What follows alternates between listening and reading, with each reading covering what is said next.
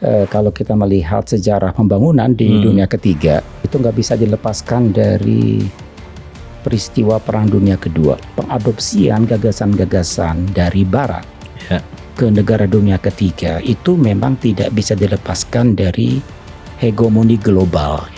Saya masih memandang bahwa pembangunan kita itu sebenarnya sangat dipengaruhi diskursus modernisasi yang berkembang di Barat begitu. Instrumen kita dalam pengendalian pembangunan masih sangat lemah. Jadi development control kita lemah sebenarnya. Ini juga PR bangsa menurut saya soal tata kelola. Tata kelola governance-nya kita masih jadi PR besar. Halo sahabat OMB, obrolan Mbak Jumba.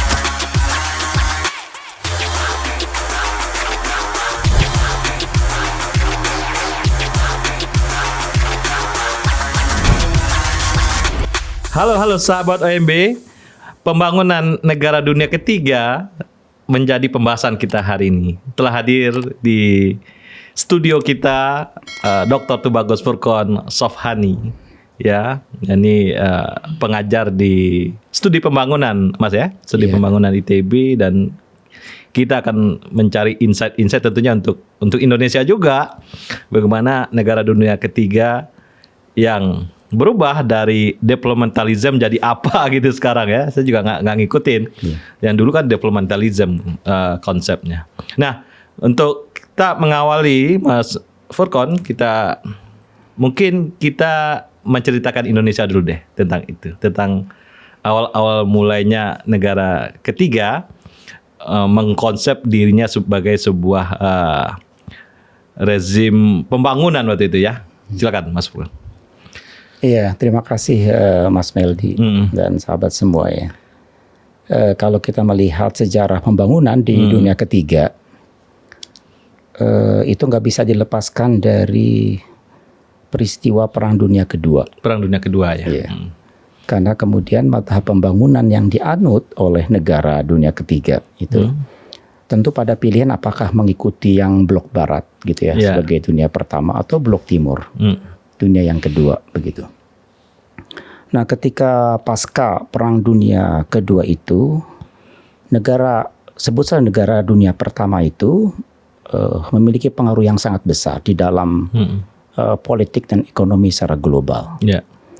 Dan kita tahu bahwa Barat sejak Renaissance itu dan modernisme yang menjadi dasar dari pembangunan di Barat diturunkan ke dalam berbagai macam ilmu pengetahuan dan teknologi, itu yang kemudian menjadi rujukan pembangunan negara-negara di dunia secara umum, termasuk kita di Indonesia ya sebagai bagian dari negara dunia ketiga. Jadi pengadopsian gagasan-gagasan dari Barat ke negara dunia ketiga itu memang tidak bisa dilepaskan dari hegemoni global. Hegemoni global. Ya, ada wacana-wacana, ada diskursus global yang sangat menguasai para pengambil keputusan di dunia. Sehingga wacana tersebut yang dominan di antara bangsa-bangsa dunia itu wacana global yang disodorkan gitu, yang diajukan oleh negara dunia pertama, oleh blok Barat itu kemudian menjadi rujukan yang paling utama. Untuk menurunkan kebijakan pembangunan di Indonesia dan negara yang lainnya.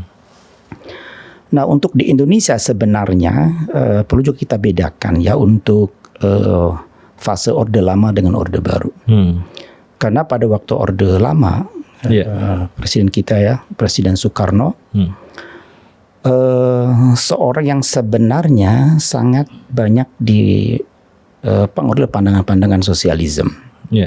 Juga Bung Hatta ya, kemudian juga Sultan Syahrir ya, banyak sekali gitu ya. Warna sosialisme itu kelihatan di dalam rumusan Undang-Undang Dasar 45 ya, seperti pasal 33 ya. Kemudian juga seperti ide tentang koperasi sebagai sokoguru ekonomi ya dari Bung Hatta. Kemudian juga Undang-Undang Pokok Agraria. Yeah. Jadi banyak kelihatan kebijakan yang diambil oleh orde lama itu sangat dipengaruhi oleh gagasan-gagasan sosialisme, keadilan sosial begitu ya. Tetapi perubahan terjadi sebenarnya ketika Orde Lama itu kemudian tumbang gitu, diganti oleh Orde Baru, maka terjadi pergeseran orientasi kita sebenarnya. Kita lebih banyak merujuk kepada gagasan-gagasan kapitalisme. Lebih bergeser ke arah sana, yang kemudian gagasan modernisasi yang diusung oleh Barat, oleh negara-negara kapital, oleh negara dunia pertama. Gitu. Amerika, Inggris dan sebagainya itu lebih kuat ya masuk ke dalam orientasi pembangunan kita pada masa Orde Baru dan terus berlangsung hingga saat ini.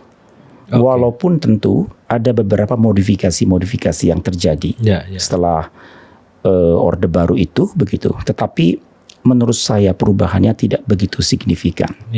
Saya masih memandang bahwa pembangunan kita itu sebenarnya sangat dipengaruhi diskursus modernisasi yang berkembang di Barat begitu. Ya, nah modernisasi di Barat juga mengalami perkembangan juga. Dia mulai ke tengah, ya. Jadi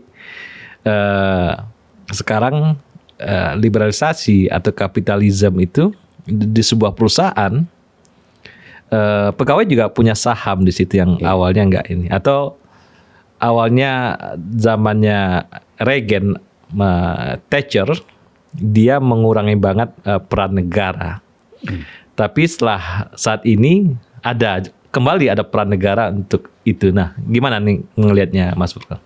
Iya, baik sosialisme maupun kapitalisme itu ada otokoreksi di dalamnya. Otokoreksi. Jadi selalu dua pandangan itu kan berhadap-hadapan ya dulu ya. Kemudian banyak wacana yang diajukan dari kedua pandangan itu, mengkritik satu sama lain, kemudian juga mereka refleksi dari kenyataan yang dihadapi oleh negara itu, sehingga mereka itu mengalami tadi modifikasi agar lebih relevan dengan tantangan zamannya. Sehingga kalau kita mengatakan kapitalisme itu sebagai sebuah murni pasar bebas, itu nggak pernah terjadi.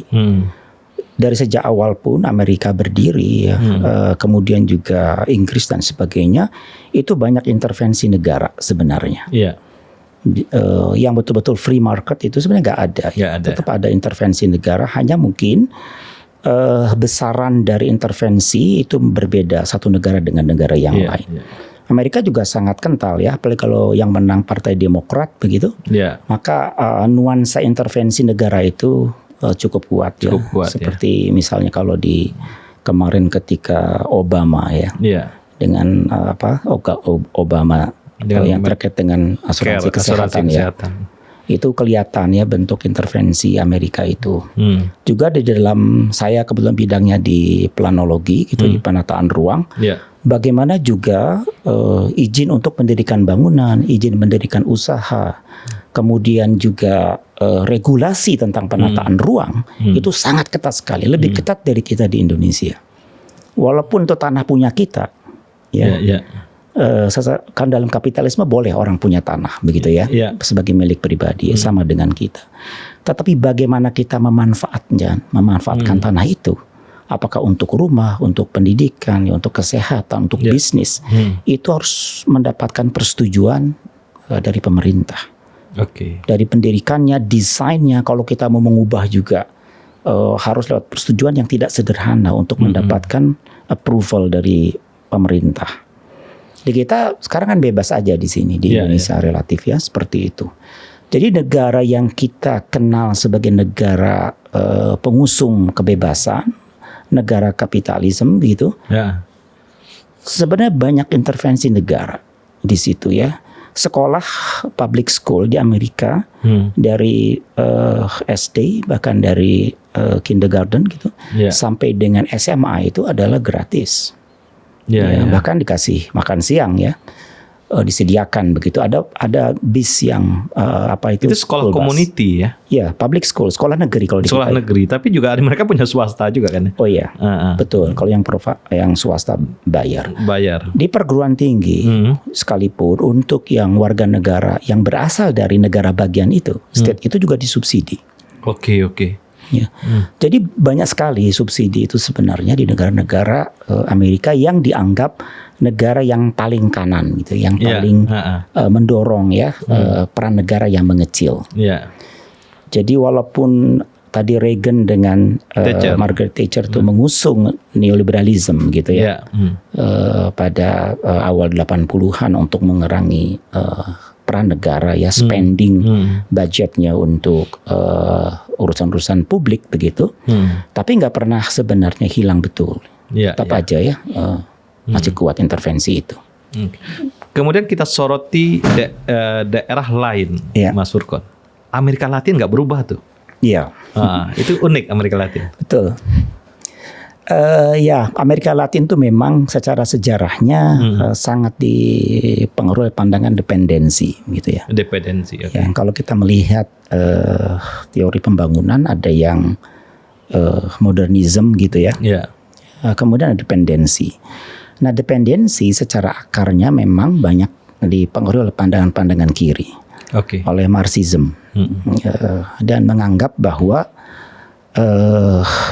keterbelakangan negara dunia ketiga itu karena mereka pada posisi relasi yang sifatnya eksploitatif dengan negara-negara yang pertama.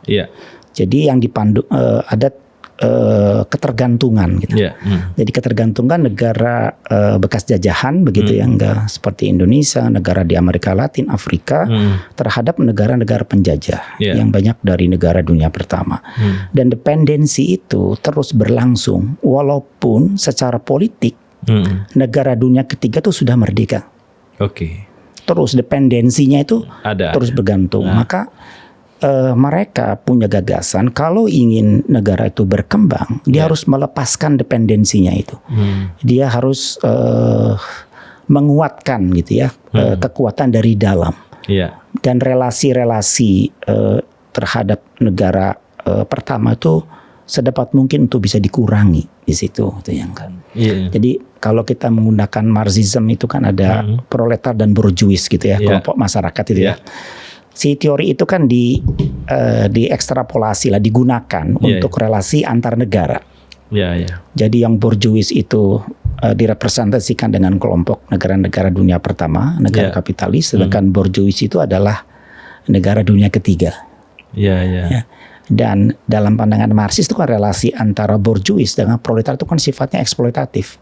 Ya, antara pemilik sarana produksi gitu ya, borjuis dengan buruh ini kan relasi yang sifatnya eksploitatif.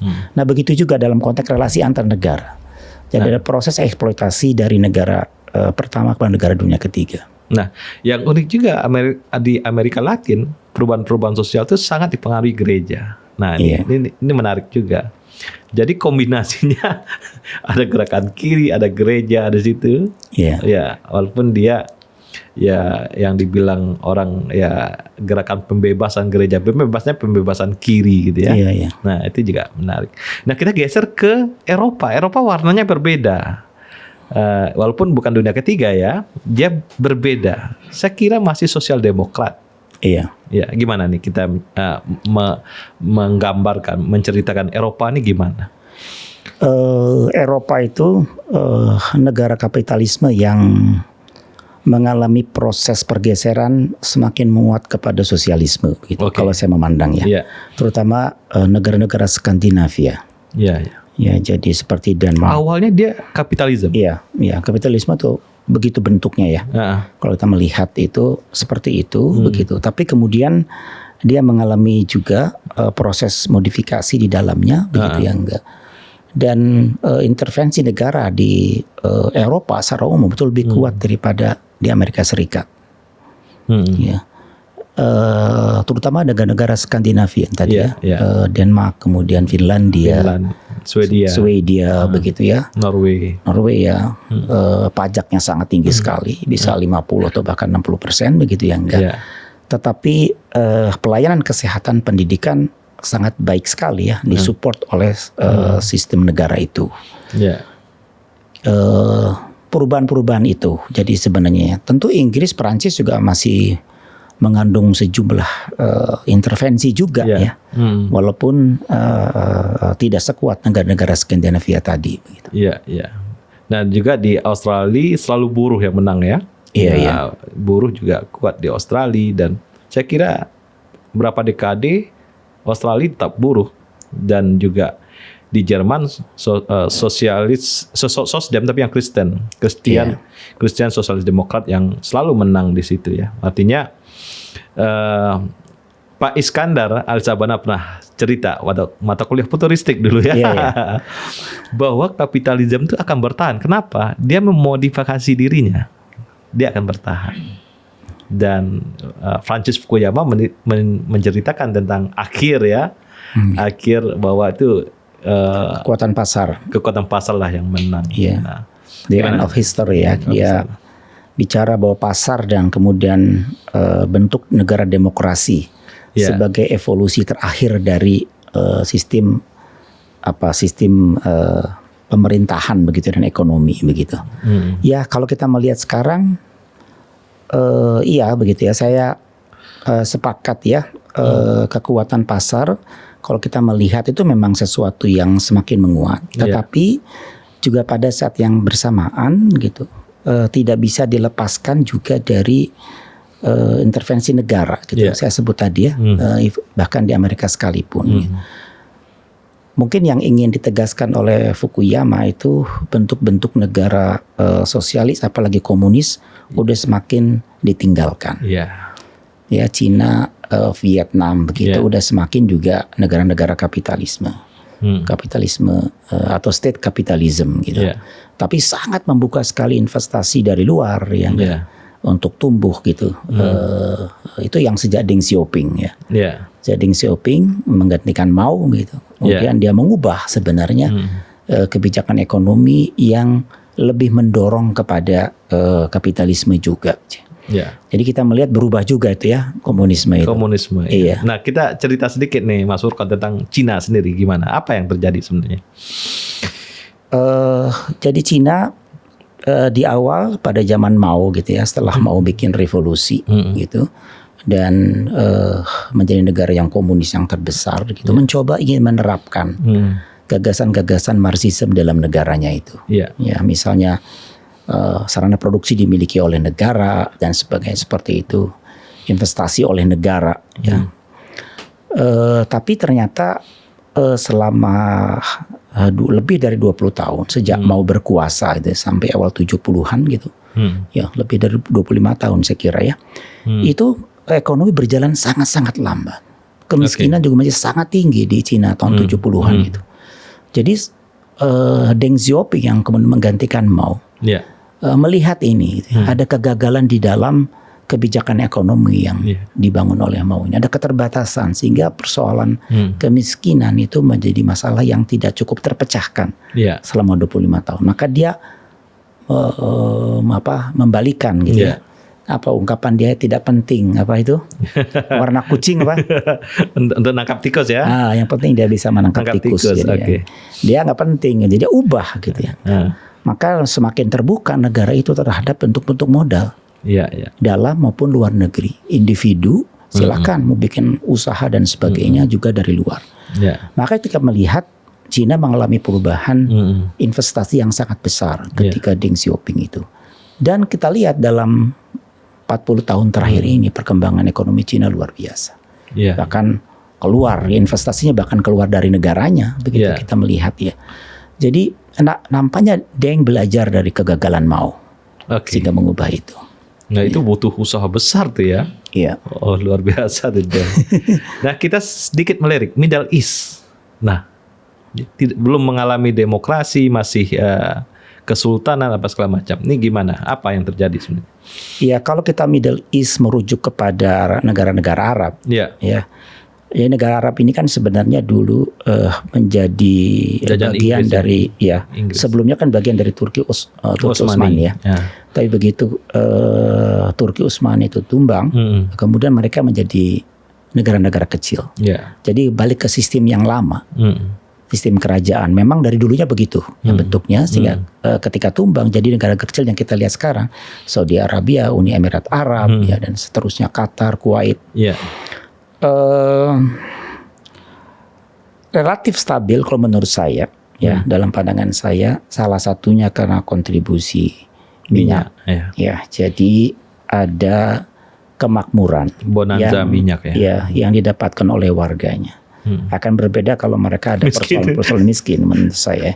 Jadi minyak yang cukup besar, mereka bisa memberikan kesejahteraan kepada warganya. Itu yang kemudian menurut saya gerakan politiknya relatif tidak banyak berubah. Banyak berubah, seperti kayak Brunei Darussalam di Asia Tenggara, betul, ya. Jadi, dan mereka negara-negara kecil. Negara kecil tapi minyaknya luar biasa, sehingga mereka bisa begitu ya memberikan kemakmuran itu. Apakah satu saat dia butuh demokrasi untuk itu? Sangat bergantung dengan dinamika politik dan ekonomi yang terjadi ya. Kalau misalnya minyaknya ini tidak bisa bertahan lama, dan kita lihat juga negara seperti Qatar, bahkan Saudi Arabia sejak beberapa tahun belakangan mulai terbuka dan mendorong diversifikasi ekonomi yang semakin meluas. Ya, dengan wisata ya kita melihat didorong itu. Saudi Arabia juga terbantu dengan haji dan umroh ekonominya. Ya, sangat terbantu sekali itu ya, selain minyak ya. Tapi dirasa tidak cukup juga. Kita lihat Salman gitu ya, yang putra mahkota itu. Kelihatan kan mencoba mengembangkan diversifikasi ekonomi sehingga opsinya makin banyak. Gitu. Ini bapak modernitas Saudi Arabia ya, dia banyak mencoba bikin terobosan untuk itu. Dan inilah yang dan tapi berbeda dengan Mesir ya. Mesir lebih memberi ruang demokrasi.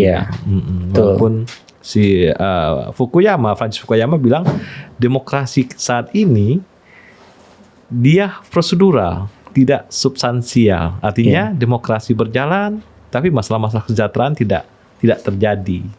Terutama di dunia ketiga. Nah, itu yang menjadi PR sekarang, bahwa demokrasi juga butuh perubahan-perubahan untuk hal itu. Itu catatan dari Fukuyama. Ya, ada istilah deepening demokrasi. Jadi demokrasi prosedural itu yang paling kelihatan nyata di kita pada masa Orde Baru sebenarnya. Jadi terkesan ada pelibatan masyarakat di dalam pengambilan keputusan. Tapi sebenarnya setting politiknya itu, konteks politiknya berbeda gitu, karena ada hegemoni politik juga oleh kelompok atau partai tertentu yang bisa mengarahkan suara masyarakat begitu ya. Idealnya gitu di deepening demokrasi itu memang masyarakat makin punya kesadaran memilih pemimpin atau memilih partai politik dengan mengedepankan rasionalitas. Dia pilih siapa yang terbaik yang bisa menjalankan negara ini, menjalankan partai ini. Itu yang harusnya terjadi ya di dalam demokrasi. Jadi alasan masyarakat memilih pemimpin itu yang harus lebih kuat. Jadi kita masih belum cukup terjadi, masih banyak mungkin serangan fajar, mungkin serangan duha gitu ya, atau serangan duhur begitu, yang membuat kemudian masyarakat tidak bisa memilih pemimpin berdasarkan pertimbangan-pertimbangan yang objektif tadi, begitu ya. Jadi pemimpin yang dipilih bukan potret asli dari masyarakat, kira-kira gitu, karena literasi politik masyarakat yang belum pas, belum sesuai untuk itu ya. Jadi kasus di dunia ketiga, termasuk di Filipina ya, Marcos Junior. Nah ini berkuasa kembali gitu kan.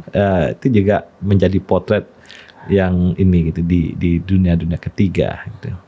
Dan dunia ketiga di awal Orde Baru dia konsepnya pembangunan dengan pertumbuhan. Ya, terus konsep menetes ke bawah ini gimana, Mas Furqan? Konsepnya? Iya, gagasan trickle down effect. Atau spread effect dari Gunnar Myrdal, juga Hirschman gitu yang menggagas pandangan-pandangan itu. Gitu. Sebenarnya Gunnar Myrdal orang yang pesimis ya, dia daripada Hirschman gitu. Myrdal punya pandangan bahwa efek menetes itu, trickle down itu atau spread effect itu bekerja lebih kecil dibandingkan dengan kebalikannya. dengan backwash, gitu ya. Backwash effect yang penyedotan begitu. Sehingga dalam pandangan Myrdal, apa yang dialami oleh negara pertama, ketika industrialisasi terbukti ada efek penjalaran, atau juga mungkin Korea, Jepang ya untuk Asia Timur, itu tidak terjadi di negara dunia ketiga begitu ya, efek penjalaran. Tapi di Jepang terjadi ya? Iya. Oke, sip. Korea juga terjadi. Korea terjadi. Kenapa itu nggak terjadi? Tentu banyak sebab ya. Kalau saya pribadi memandang ini, salah satu sebab itu karena tidak muncul entrepreneurship dari wilayah belakang. Di wilayah pedesaan, kota-kota kecil harusnya tumbuh entrepreneurship sehingga perkembangan ekonomi yang ada di pusat itu, di core istilahnya itu bisa direspon dengan para entrepreneur yang di wilayah pinggiran, di pedesaan. Nah, ketika tidak ada entrepreneurship, maka kemudian yang terjadi adalah tidak ada satu pihak gitu ya, di bagian pedesaan, di kawasan pedesaan itu yang bisa memanfaatkan peluang itu menjadi sebuah kesempatan-kesempatan bisnis gitu. Yang terjadi kemudian investasi dari pusat oleh juga orang kota, bahkan dari luar negeri diinvestasikan. Dia masuk ke desa. Sebenarnya kita apa juga itu? Kita aja misalnya Anyar.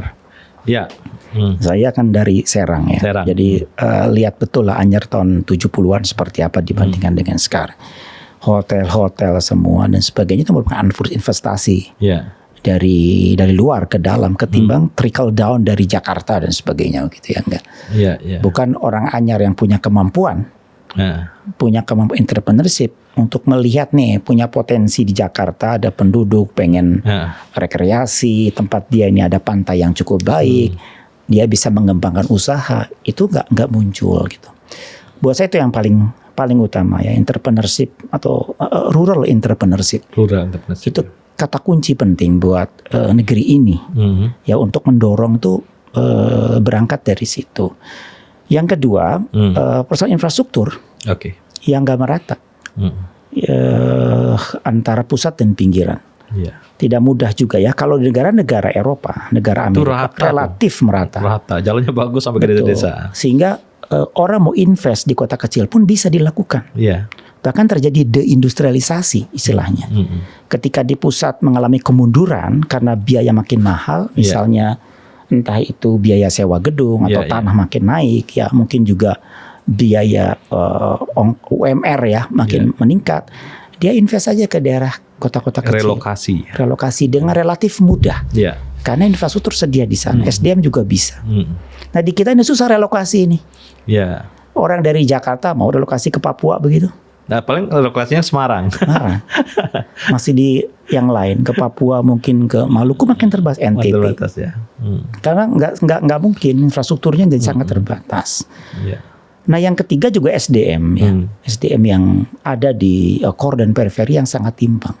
Kualitas tenaga kerja ya. Kalau tadi kan entrepreneur ya, kalau ini tenaga kerjanya gitu yang juga timpang. Sehingga sukar terjadi efek penetesan tadi. Nah efek penetesan ini kan ada di tahapan pelita yang dibangun Pak Harto. Ini gimana nih, Mas Furqon, ngelihatnya apa yang jadi prioritas pertama, kedua ini apa? Ini memang masih di atasnya yang tadi menetes ke bawah itu atau beda? Iya masih dalam pandangan yang seperti itu. Seperti itu ya. Menurut saya tahun 70-an ya kita kenal ada trilogi pembangunan ya, atau tinggal landas. Terakhirnya tinggal landas. Iya kan dari Rostow ya. Kalau kita bicara tinggal landas gitu ya enggak.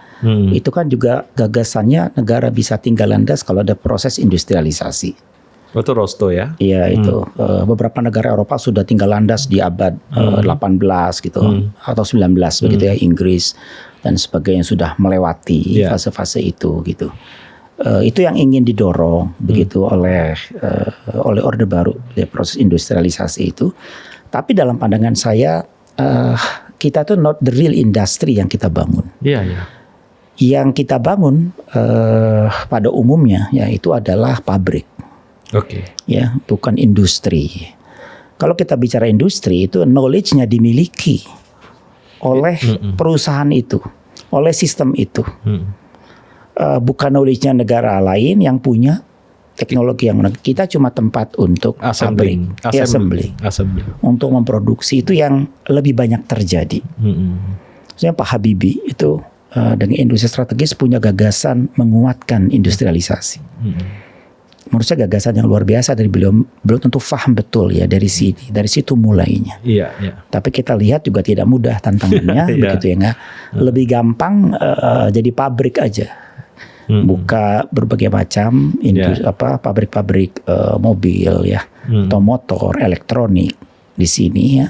Kita lihat zona industri di Bekasi itu banyak, salah satu sih kira yang terbesar di Asia Tenggara.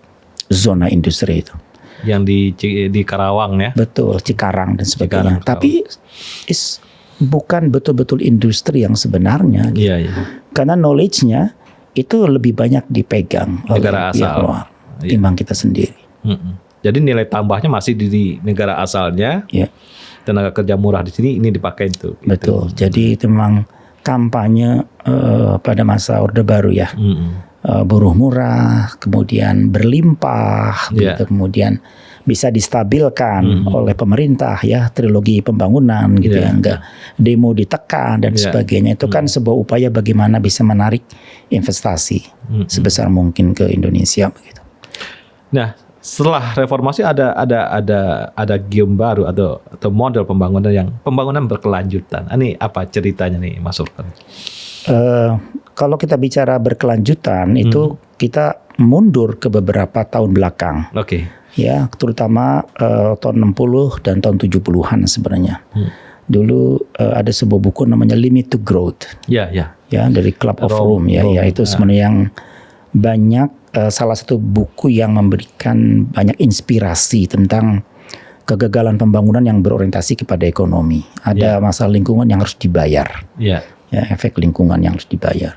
Nah, kemudian tahun 70-an makin menguat gagasan tentang pembangunan yang tadinya istilahnya antroposentrik, berorientasi kepada kebutuhan manusia, nggak begitu melihat ya dampak terhadap lingkungan, menjadi biosentrik.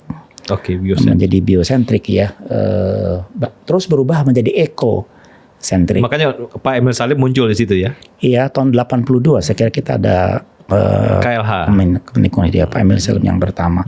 Jadi efeknya kemudian kita merespon dengan KLH itu, tetapi instrumen kita dalam pengendalian pembangunan masih sangat lemah. Jadi development control kita lemah sebenarnya. Terutama dalam penataan ruang ya, kita ada punya rencana tata ruang dari dulu sebenarnya kita tuh. Dengan nama-nama yang berubah lah, ada rencana induk kota, ada rencana tata ruang, sekarang rencana tata ruang wilayah kabupaten, dari nasional sampai kabupaten kota itu ada. Dan itu ngusung sejak tahun 70-an. Tetapi rencana itu tidak cukup didukung oleh instrumen pengendalian. Ya, berupa sanksi, insentif, disinsentif itu kurang jalan. Sehingga yang lebih sering terjadi kemudian kekuatan kapitalisme, kekuatan swasta yang lebih banyak menentukan, mengatur, atau juga masyarakat membangun sendiri rumahnya dan sebagainya. Rencana-rencana begitu ya, kemudian pengendalian tidak terjadi. Itu yang menjadi masalah yang sangat serius. Lihat saja di Bandung kayak Jalan Dago. Itu didesain Belanda sebagai kawasan perumahan. Ya kan, Dago dan sekitarnya itu. Tapi sejak kita ini merdeka hingga saat ini berubah. Jadi konversi ya, fungsi lahan dari perumahan pada fungsi perdagangan dan jasa, dan pemerintah seperti tidak berdaya ya menghadapi konversi. Atau di Pantura, konversi dari pertanian juga kepada manufaktur, perdagangan jasa juga terjadi sangat intensif. Apalagi setelah jalan tol terjadi begitu ya, maka proses konversi itu akan semakin cepat. Jadi ada persoalan kontrol yang sangat lemah yang di negara ini masih jadi PR hingga saat ini sebenarnya. Jadi, walaupun sudah lebih baik ya dalam pandangan saya dibandingkan tahun-tahun 80-an, ini jauh lebih baik yang saat ini sebenarnya. Ini peruntukan lahan itu masih bermasalah ya. Jadi itu juga di tambang-tambang juga begitu ya. Kawasan hutan lindung segala macam udah. Nah, itunya muncul juga di situ. Nah, titik tumbuh baru nih Mas Furqon. Dulu ada Batam ya yang nah sekarang titik tumbuh baru IKN sekarang kan. Gimana kita memandangnya dari segi pembangunan? Iya, kalau kita melihat tujuan IKN itu kan bagian dari pemerataan pembangunan, ya supaya tidak Jawa sentris, begitu ya. Yang kedua juga ada persoalan di Jakarta itu sendiri yang dianggap sudah kapasitasnya sudah kurang memungkinkan untuk menjalankan fungsi-fungsi pemerintahan, entah itu macet atau kemudian banjir dan sebagainya, sehingga dibutuhkan IKN itu. Saya melihatnya ada tantangan yang tidak mudah ya untuk menumbuhkan sentra-sentra baru di luar Pulau Jawa, apalagi kalau itu basisnya pemerintahan. Kalau kita melihat pusat-pusat pemerintahan yang pernah dialami di berbagai negara di dunia yang pindah begitu, itu banyak yang kemudian tidak berkembang menjadi pusat pertumbuhan. Dia betul-betul menjadi ada kantor pemerintah, tapi kemudian tidak tumbuh ya, seperti yang diharapkan begitu. Seperti itu, efek multiplayernya tidak cukup besar. Kalau menggunakan istilah yang tadi ya. Ini yang tantangan yang paling besar kalau menurut saya. Kalau itu mau dijadikan sebagai pusat pertumbuhan, kita investasi akan sangat besar sekali. Di situ sudah jelas, dan kemudian juga yang menjadi tanda tanya sekarang adalah sejauh mana minat swasta untuk masuk ke situ. Kalau bergantung kepada APBN, pada APBD misalnya masih sangat kecil. Untuk menjadi kekuatan ekonomi baru, itu capital dari swasta itu yang lebih banyak. Kalau kita lihat di banyak negara itu lebih memberikan multiplier terhadap perkembangan yang lebih besar bagi pertumbuhan kota. Di banyak negara seperti itu. Nah, kalau kita lihat di Cina ya, di pantai timurnya Shanghai selamanya dia nggak pindah ibu kota, tetap Beijing kan. Itu terjadi pertumbuhan baru loh di situ. Nah, kita sebenarnya mereka nyontoh kita Batam. Tapi Batam sebenarnya nggak tumbuh-tumbuh juga, segitu-segitu juga. Nah, itu tidak terjadi. Ini apa nih ya, kalau kita lihat fenomena ini, Mas Furqon? Iya, kan Batam itu dibangun ingin memanfaatkan Singapura salah satunya. Jadi 3 Singapura, Johor, Rio ya, Johor itu kan jadi triangle. Triangle pertumbuhan di sana. Jadi Batam ingin merespon begitu ya ekonominya Singapura itu. Saya melihat ada banyak hal gitu. Yang pertama kembali ke tadi, kita nggak betul-betul membangun industrialisasi. Buat saya gitu. Kita cuma menjahit. Persoalan nggak membangun. Kalau sekarang knowledge based ekonomi atau knowledge based development nggak betul-betul terbentuk begitu.